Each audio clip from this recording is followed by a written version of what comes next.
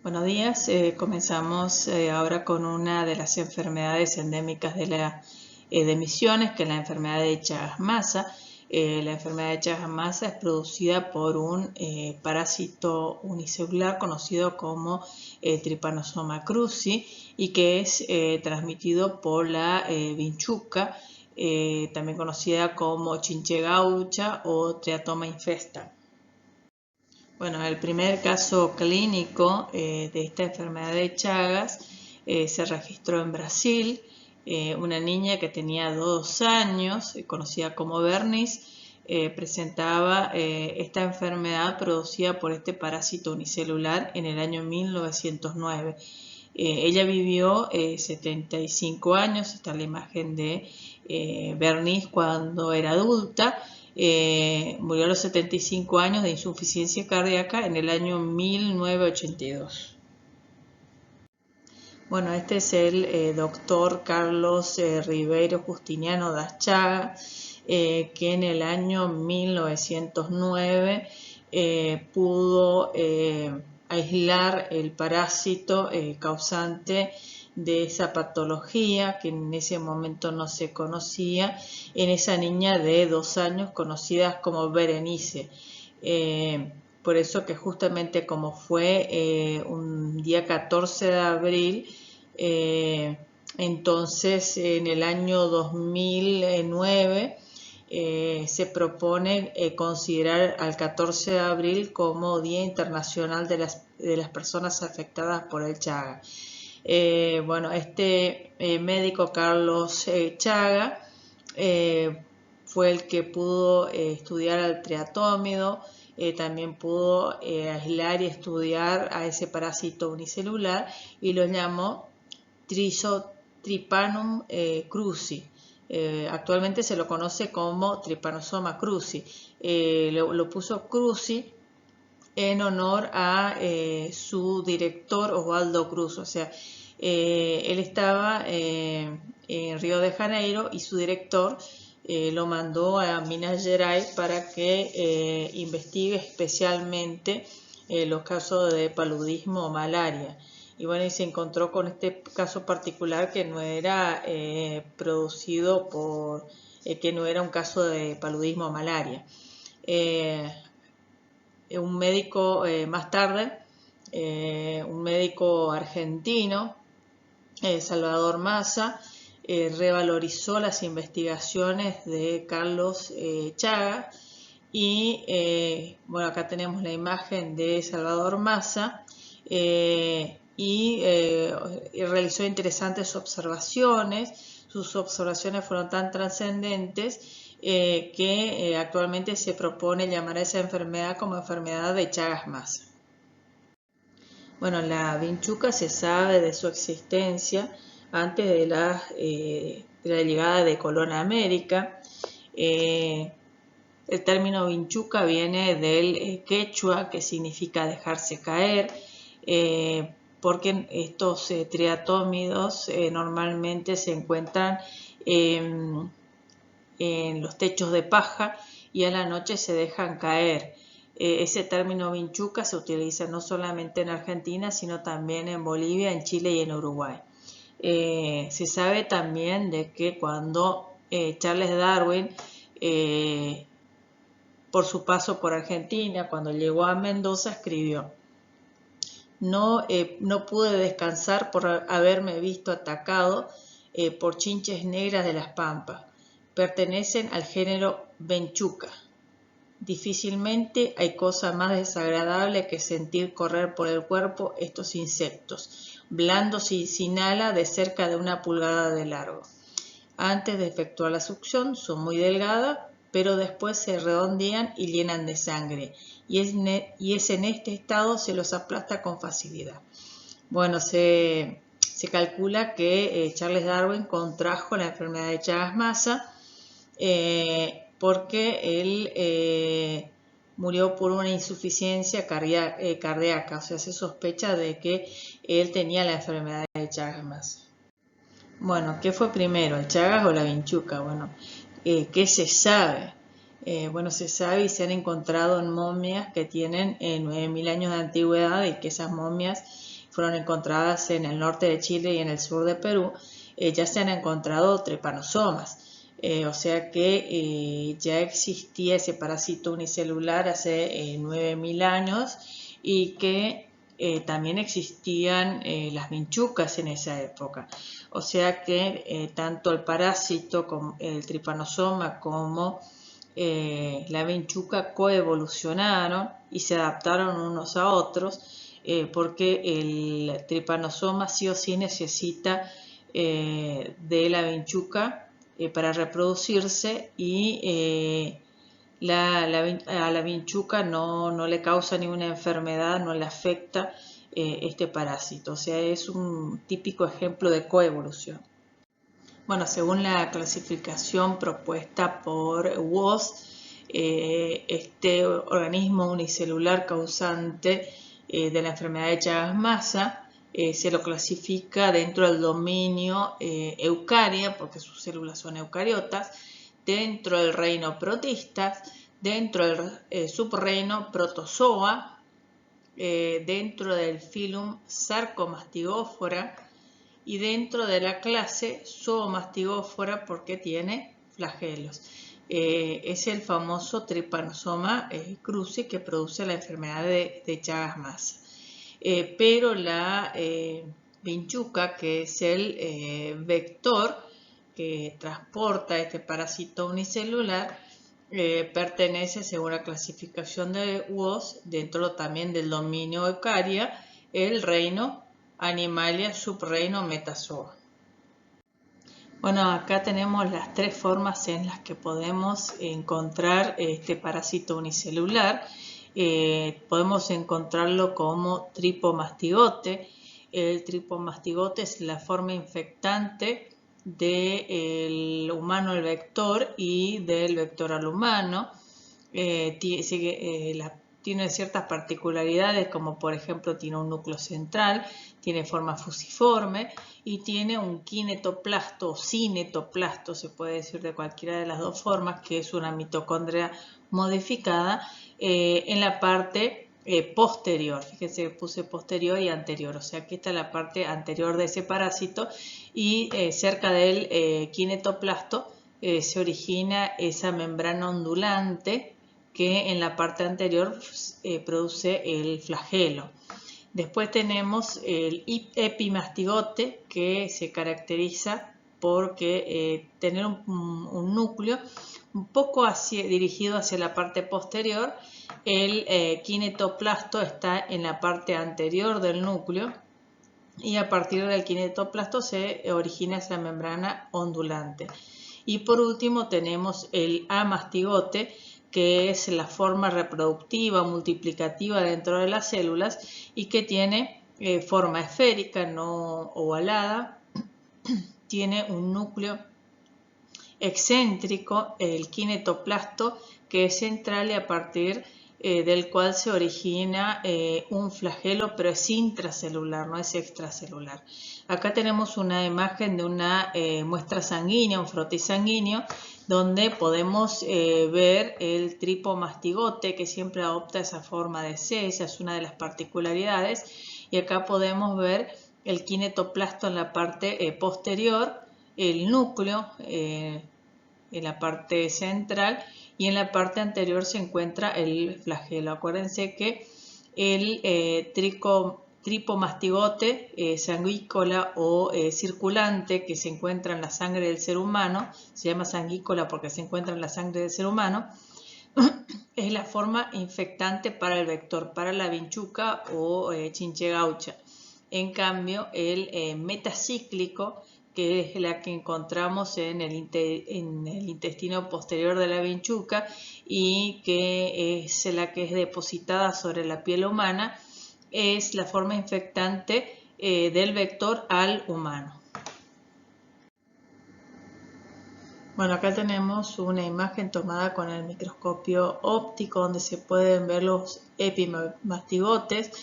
Se puede observar claramente el núcleo poco central y el quinetoplasto, y estos ya son los amastigotes. Esta muestra fue tomada también con un microscopio óptico en un músculo esquelético, donde se pueden ver los amastigotes. Recuerden que los amastigotes, la forma reproductiva, multiplicativa, tienen aproximadamente entre 3 a 4 micrómetros y se reproducen por fisión binaria. Bueno, ¿qué tipo de ciclo es? Es un ciclo indirecto o heteroxeno. ¿Qué significa que sea heteroxeno? Que significa que involucra a dos huéspedes, uno que es mamífero vertebrado, que es el ser humano, y otro que es un invertebrado, es un triatómido, del género Triatomes. Bueno, ¿cómo transmite este parásito la vinchuca que está infectada? Bueno, primero que la vinchuca o chinche gaucha o Triatoma infestan es de hábitos nocturnos, entonces normalmente sale de noche para succionar sangre de la persona que en ese momento está durmiendo. Entonces, bueno, succiona sangre, pero recuerden que no le contagia a través de la saliva, sino que, bueno, a medida que va succionando sangre, su intestino se llena de sangre y para hacer lugar defeca. Y al defecar libera miles de tripomastigotes metacíclicos. Esos tripomatigotes metacíclicos, bueno, permanecen en la materia fecal. La vinchuca se retira una vez que se llenó todo su intestino de sangre, se retira y se esconde nuevamente, pero normalmente en la zona de la picadura de la lesión se produce una picazón, y esa picazón va a hacer que la persona que está durmiendo se rasque.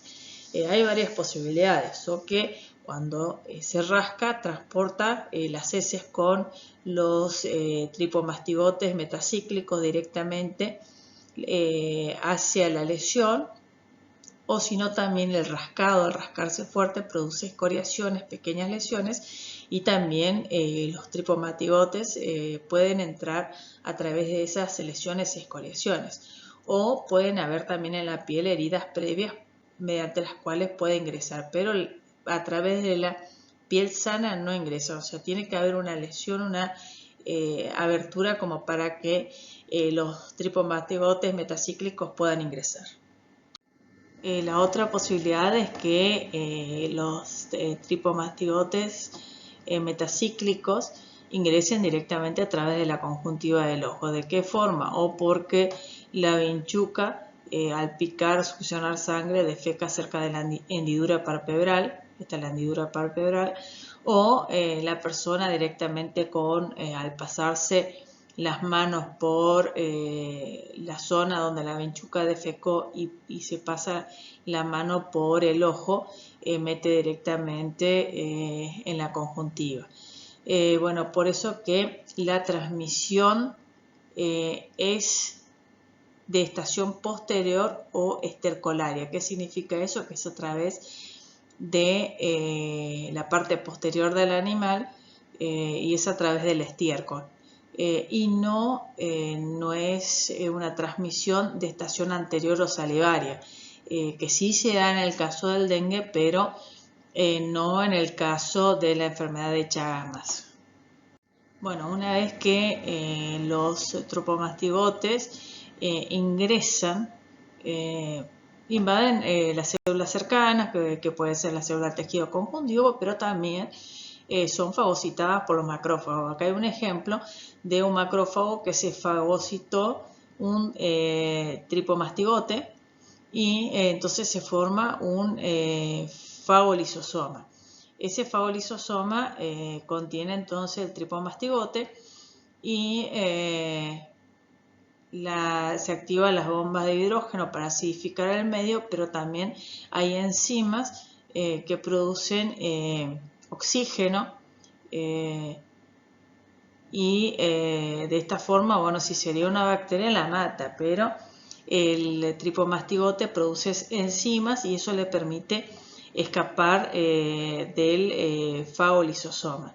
Entonces, una vez que se escapa del fagolisosoma en el citosol comienza a incorporar hierro y a reproducirse, y entonces, o sea, se convierte en amastigote.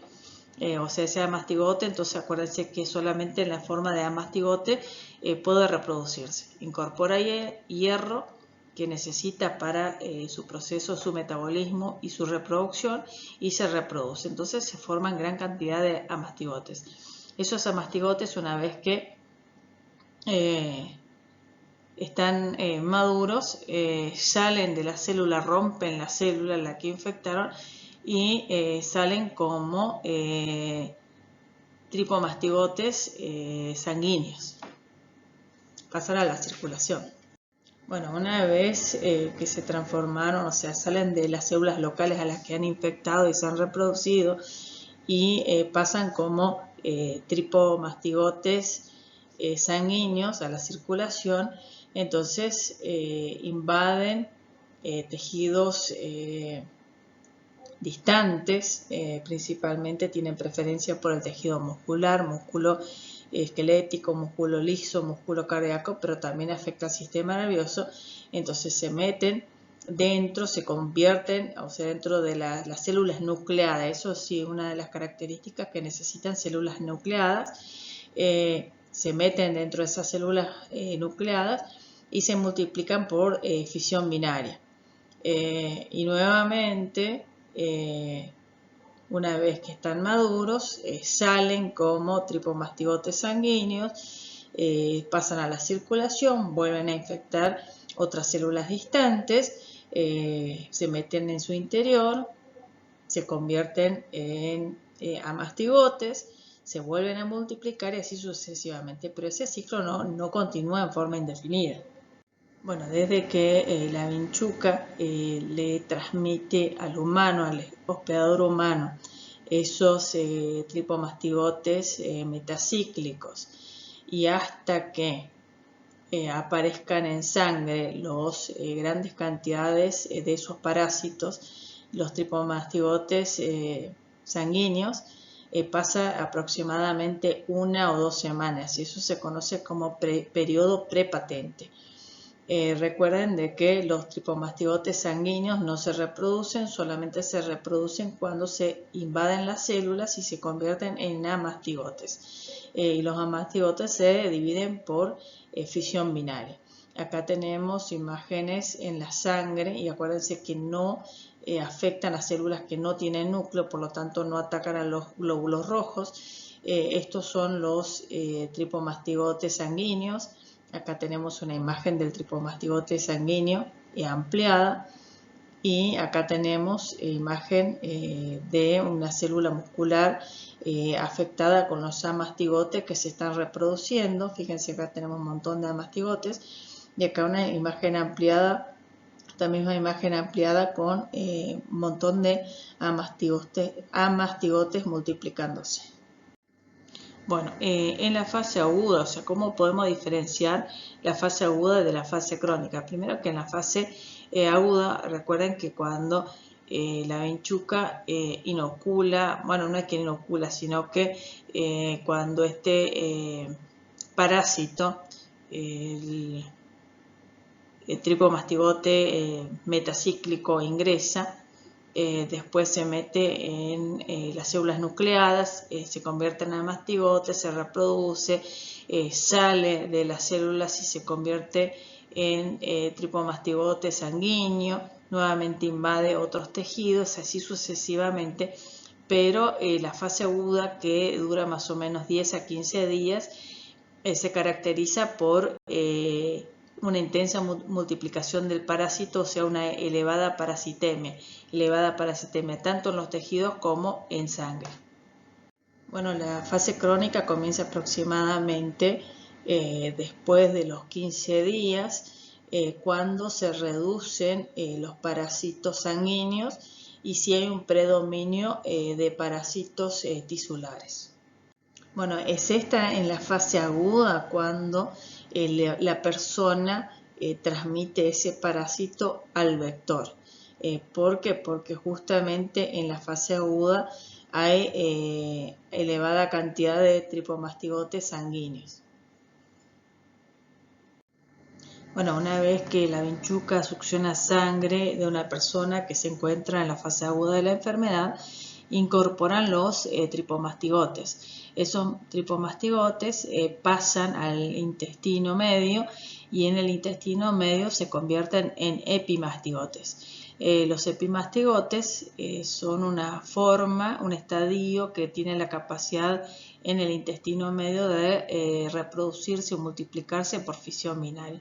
Entonces se reproducen y forman muchos epimastigotes. Estos epimastigotes se dirigen al intestino posterior, donde se convierten en tripomastigotes metacíclicos, que son los que después son conducidos cuando la vinchuca succiona a través de sangre de una persona no infectada, sale por el canal anal y la ampolla rectal hacia el exterior.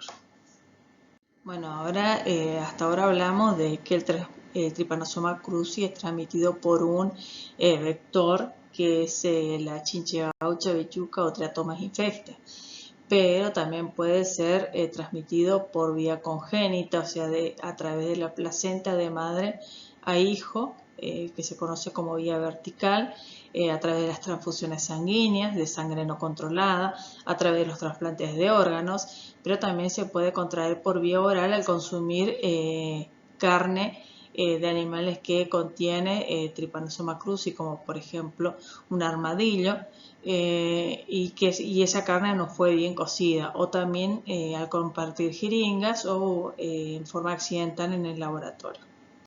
Estas son formas mediante las cuales no se puede transmitir ese parásito. No se puede transmitir compartiendo mate, a través del abrazo, tampoco se transmite de madre a hijo durante la lactancia, tampoco se transmite abrazando, dando la mano o en las parejas a través del beso o las relaciones sexuales.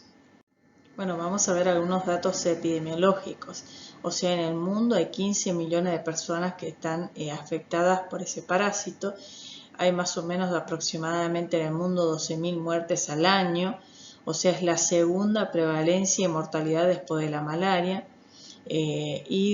Donde se desarrolla, donde vive ese vector, normalmente vive y se reproduce en las viviendas de adobe. Porque es un lugar ideal para depositar los huevos, reproducirse, y bueno, hay que saber poder identificar las señas de la presencia de la vinchuca. Por ejemplo, acá se puede observar la materia fecal. Esa es una seña de que este lugar es un criadero de vinchucas.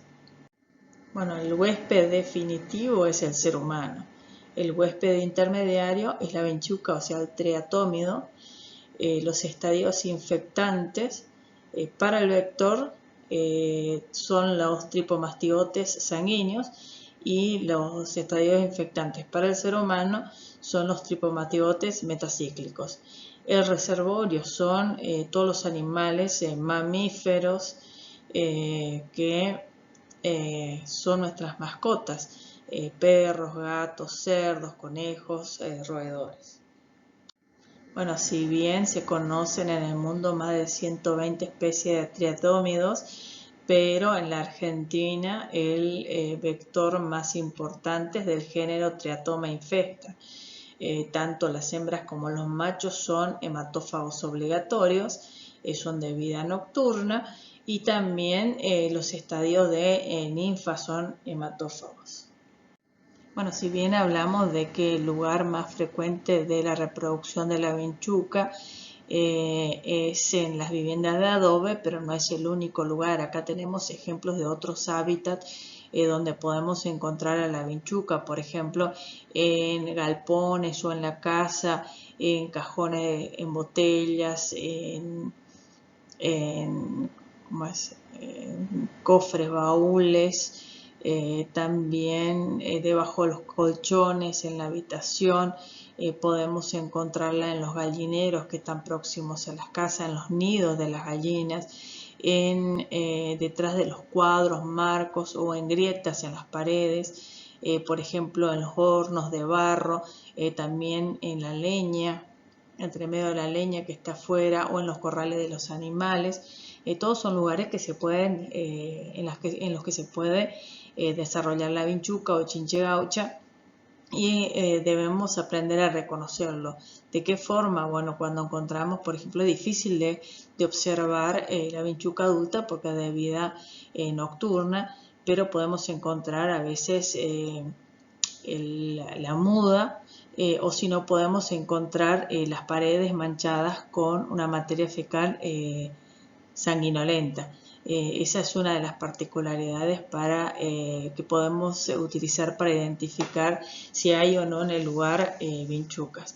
Y además las vinchucas en su estadio de huevos pueden ser transportados a través de la ropa de las personas que trabajan, de los empleados, hacia el domicilio, o también por los animales domésticos. La gallina, entre medio de sus plumas, puede transportar ninfas, o también los perros y los gatos pueden transportar entre medio del pelaje esas ninfas hacia el domicilio humano. Bueno, ¿cuáles son las manifestaciones clínicas? O sea, si el parásito ingresó a través de la conjuntiva del ojo, se produce el famoso signo de Romaña o complejo oftalmoganglionar, en que consiste en la hinchazón o edema de ambos párpados, o sea, es bipalpebral. Normalmente hay una hinchazón, queda violáceo, rojizo, y es indoloro, pero también aparece una conjuntivitis que siempre es unilateral, y también aparece el ganglio satélite, que es preauricular, o sea que está delante del pabellón auricular, en esta zona aproximadamente, inflamado, pero es, aumentado su volumen, pero no es doloroso. Bueno, en cambio, cuando el parásito ingresa no por la conjuntiva del ojo, sino por una lesión, entonces aparece lo que se llama el yagoma de inoculación, que es un complejo cutáneo ganglionar, o sea que esa zona se vuelve eritematosa, se enrojece, aparece un nódulo subcutáneo que es indoloro, y que también se produce la inflamación del ganglio, o sea, linfoadenopatía satélites, o sea, se produce la inflamación del ganglio, en este caso si es en la extremidad superior, entonces se va a inflamar uno de los ganglios que están en las axilas. Bueno, tenemos entonces el momento que se produce la infección. Si es transmitida por un vector, entonces al día siguiente aparece o el signo de Romaña, si el parásito ingresó por la conjuntiva del ojo, o el yagoma de inoculación, si ingresó por una lesión. Más o menos el periodo de incubación es 1 a 2 semanas, donde no aparecen otros síntomas de la infección, y ahí la persona pasa a la etapa aguda. En la etapa aguda, recuerden que aparece gran cantidad de parásitos en sangre, pero igual el 90% de las personas permanece asintomática, y solamente el 10% de las personas manifiesta síntomas. Principalmente los niños manifiestan síntomas. ¿Cuáles pueden ser estos síntomas? En la mayoría, en el 95, más del 95%, manifiestan signos como malestar general, fiebre, cefalea, escalofrío, náusea, y en un 5%, que son principalmente en personas inmunosupresivas, formas mucho más graves como miocarditis chagásica aguda o meningoencefalitis chagásica aguda. Bueno, después de más o menos 15 días que dura la fase aguda, tanto los asintomáticos como los sintomáticos que sobreviven pasan a la fase crónica. En la mayoría de los casos, en el 70-80%, la mayoría pasan a la fase crónica y permanecen toda su vida en la fase crónica indeterminada, latente o asintomática. y van a morir de cualquier otra enfermedad, pero no de la enfermedad de Chagas. Solamente un 20 o un 30% después de los 10 años o 30 años pasan a la fase crónica determinada, que es sintomática y donde puede manifestar cardiopatías crónicas chagásicas, manifestar síntomas como por ejemplo mareos, náuseas, retención del líquido, dolor en el pecho, etcétera, o alteraciones del tubo digestivo, como por ejemplo megaesófago y megacolon. El caso tienen ganas de devolver, tienen náuseas o tienen una constipación prolongada, que ya no es algo normal, ¿no? Bueno, ¿cómo se puede diagnosticar esta enfermedad? Bueno, cuando aparece el signo de Romaña, por ejemplo, después de la inoculación o en la fase aguda a través de un frotis sanguíneo, porque se pueden observar el parásito, o el cultivo de sangre también positivo a través de PCR o test serológicos, la presencia de la inmunoglobulina M. En cambio, en la fase crónica, o sea, no sirve, siempre va a dar negativo el frotis sanguíneo porque los parásitos, hay muy pocos parásitos en sangre, la mayoría están dentro de las células. Cultivo de sangre también va a dar negativo, o sea, ni el frotis sanguíneo ni cultivo de sangre sirven para determinar la presencia del parásito. Sí sirve un PCR o test serológico y la presencia de la inmunoglobulina G. ¿Cuál es el tratamiento? Hay medicamentos que sirven para controlar la parasitosis y son muy efectivos en la fase aguda, pero ya en la fase crónica ya hay secuelas que son permanentes.